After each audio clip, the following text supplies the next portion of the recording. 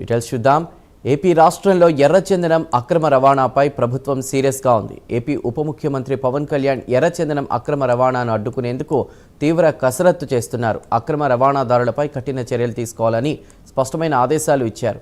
ఈ అక్రమ రవాణా వెనుక ఉన్నటువంటి మాస్టర్ మైండ్లను ఎట్టి పరిస్థితుల్లోనూ వదిలిపెట్టకూడదని స్పష్టం చేశారు. దీంతో అధికారులు అనంతపురం జిల్లాలోని నార్ప మండలం బొడలవాడ గ్రామ పరిధిలో టాస్క్ ఫోర్స్ బృందం ఒక ప్రత్యేక ఆపరేషన్ నిర్వహించింది.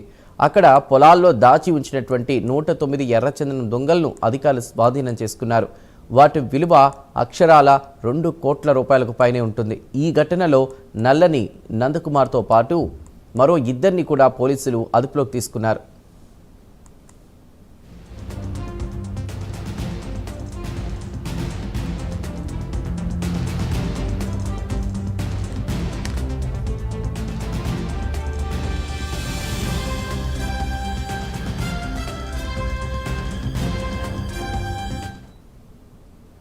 ఈ కేసు వివరాలను టాస్క్ ఫోర్స్ అధికారులు ఉప ముఖ్యమంత్రి పవన్ కళ్యాణ్కి అందించారు. రిపోర్ట్లో ఎర్రచందనం అక్రమ రవాణా నిరోధక చర్యల్లో భాగంగా గత కొన్ని రోజులుగా స్మగ్లింగ్ కేసులు గణనీయంగా తగ్గాయని తెలిపింది.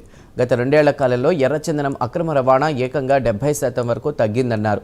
ఇది ప్రభుత్వ చిత్తశుద్ధికి టాస్క్ ఫోర్స్ కఠిన చర్యలకు నిదర్శనమని చెప్పారు. ఎర్రచందనం అక్రమ రవాణా కేసుల్లో పట్టుబడుతున్న వారిలో 90% పైగా నిందితులకు శిక్షలు పడుతున్నాయని అధికారులు తెలిపారు.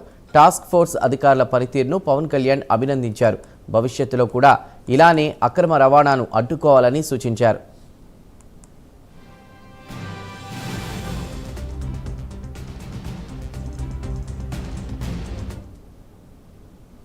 అంతర్జాతీయ స్థాయిలో సమన్వయం చేసుకుంటూ అక్రమ రవాణా నెట్వర్క్లను పూర్తిగా ధ్వంసం చేసే చర్యలను వేగవంతం చేస్తున్నామని చెప్పారు పవన్ కళ్యాణ్.